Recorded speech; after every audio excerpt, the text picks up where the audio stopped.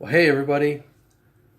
As many of you know, I have been off the trail for a week already. Um, at this time, I should have been reaching Pines to Palms Highway,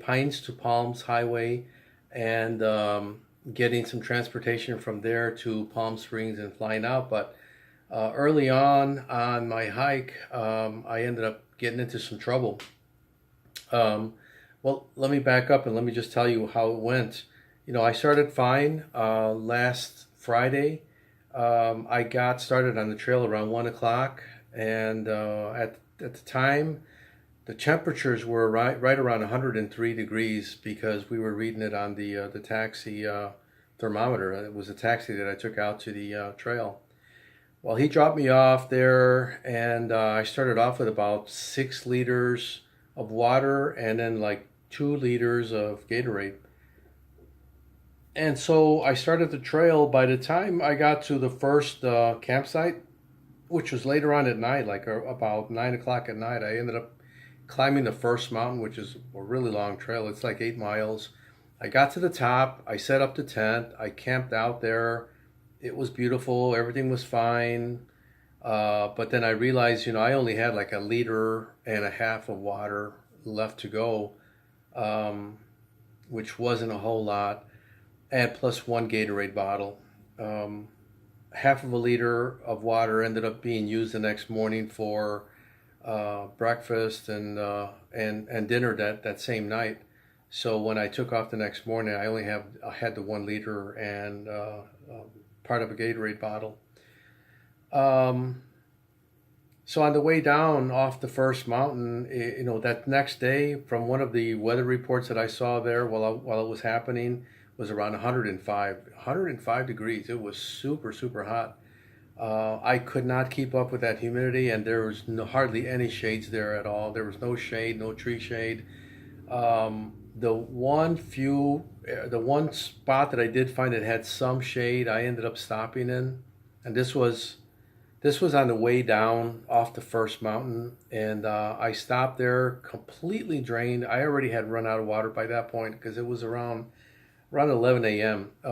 That next day, and I lay down on the ground and without using a pad of sorts, and so I rested there for about an hour, maybe 2 hours, because I wanted to try to let the sun go down a little bit as much as I could, but even at like 5 o'clock at night, it was still super, super hot. So I couldn't wait around that long. Because even while you're laying there, you're still sweating like crazy. So I ended up hitting the trail again right around 1 o'clock or so, maybe 2 o'clock.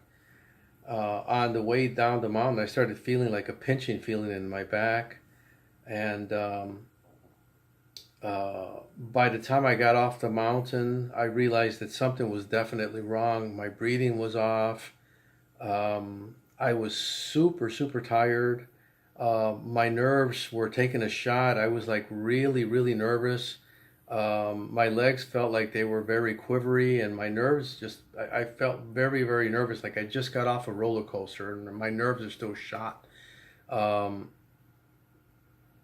when I got off that first mountain down at the bottom of the canyon, which is called Hauser Canyon, I was just basically done. I couldn't go any further, but I still had another mountain to climb and go over.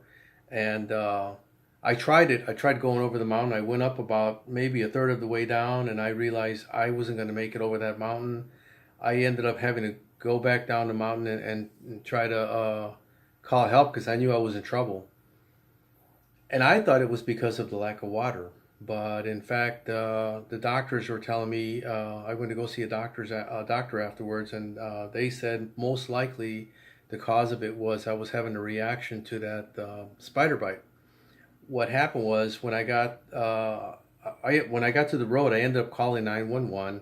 911 came to get me, and when they came to get me, I was so tired I couldn't even get myself off the ground.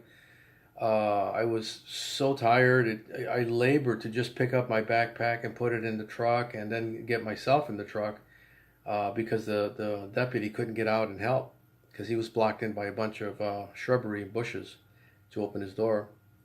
Anyhow, so I just was really, it was really difficult for me to breathe. And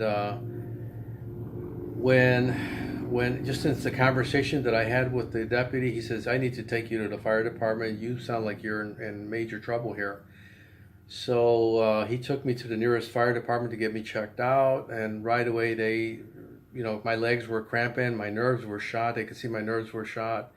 And they right away called an ambulance to take me to a hospital in San Diego. In the hospital at San Diego, I ended up getting 4 IVs. I must have drank like 7 bottles of water, and I still didn't have to pee. I mean, I was just completely drained. And but on top of that, something was burning my back, and I could feel it. The spider bite that the doctor ended up finding was about the size of my palm. It was big and red on my back. And aside from that, I started breaking out in a bunch of little pimples, like hives, all over my back. And, she said that that's a reaction to the venom that was, whatever venom was put into my back. The venom was spreading out, and my skin was breaking out. It was trying to fight that venom. And that's probably what was causing my breathing too shallow. It wasn't letting me take a deep breath. And because I wasn't taking deep breaths, I was getting faintish, seeing shades of green and blue, and getting nauseated. And so my doctor thinks that that's most likely what the reason was, not so much the lack of water. Because I could have gone a couple more days without water. I would have been in trouble, but I could have still made it, the 5 miles that was left to go into town. But I got stuck in that canyon. I couldn't get out. I had some serious confusion and some delirium going on. I was not feeling well at all. So that's what happened to my hike. Up until that point of getting stung, it was going great. And I wanted to post this video just to make sure whoever is going to attempt it knows that they need to, number one, take a lot more water. 6 liters plus 2 Gatorade bottles should have been plenty to make it over both mountains. But because of the temperatures, it wasn't. And so, I mean, if the temperatures are going to be beyond like 90 degrees, you've got to take another 2 or 3 bottles, more 2-liter or 1-liter bottles. But and then the other thing that I didn't do was I didn't base my food on, I based all my food on water. So in order for me to eat any of that food, I had to add water to it. So the fix to that is you take either cans of soup, or you take like juice boxes or apples or oranges, something that will provide you another source of water rather than just having water bottles. And I wanted to make sure I got that information out and warn other people that if you're going to take a break out there on the trail, use a pad. Don't do what I did and lay right on the ground. Even though you're super tired, unwrap. If you don't want to unwrap your bedroll, your sleeping bag pad, then just take a knee. Take a knee somewhere, and but just make sure you watch out if anything's crawling up your pants or whatever, and make sure you don't get stung like I got stung, and then have to deal with the consequences.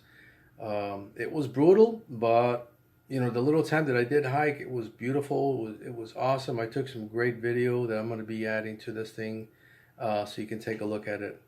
All right, I just wanted to post this video and keep everybody updated and let you know what happened. I didn't fall off the mountain like some people think I might have, but boy, it sure felt like it though. At one time, I was not feeling well at all.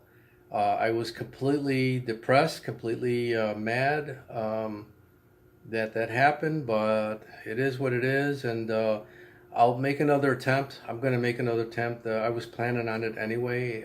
Next year, I was planning on doing a whole month rather than just a 1 week like I was doing this past week.